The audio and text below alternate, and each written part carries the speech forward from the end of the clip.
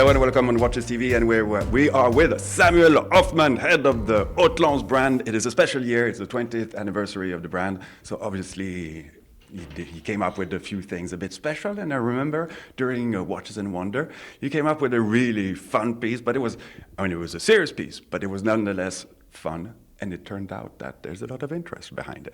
Yeah, there is a lot of interest. That little interesting piece that you're talking about is based on something from 1947.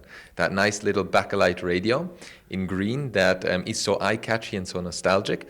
That is where we took the inspiration for that talking piece at Watches and Wonders. Afterwards, we got so many requests for it, that we ended up making a small series that we launched not too long ago. And that's what we have here. And that's that fun, quirky piece that represents everything the brand stands for. But was that really kind of a nice surprise? Did you expect that, okay, some people might be a little bit interested, or didn't you expect that there would be just so much interest? No, we didn't expect that. It's always, we try to go in with not too high expectations, because it's really, watchmaking is a matter of taste, it's art. So each person receives it in a different way or sees it in a different way.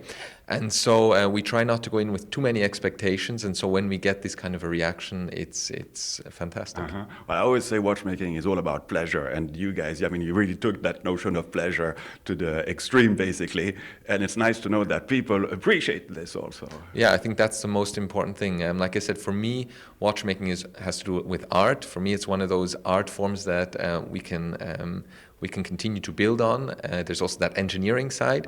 And it's not just a painting, it's something that lives.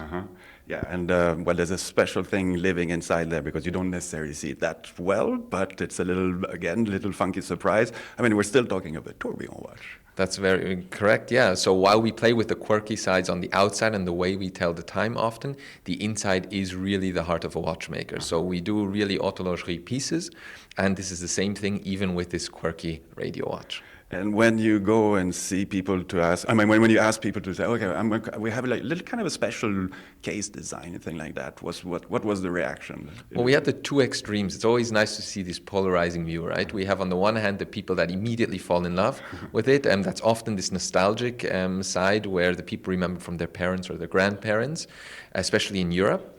And then there's the other side, the people who don't understand it whatsoever, which is also nice. Sometimes you don't know how to approach the people. But often what we see is even the people who were a bit shocked at the beginning, they come back afterwards and let's see it again. It really is cool.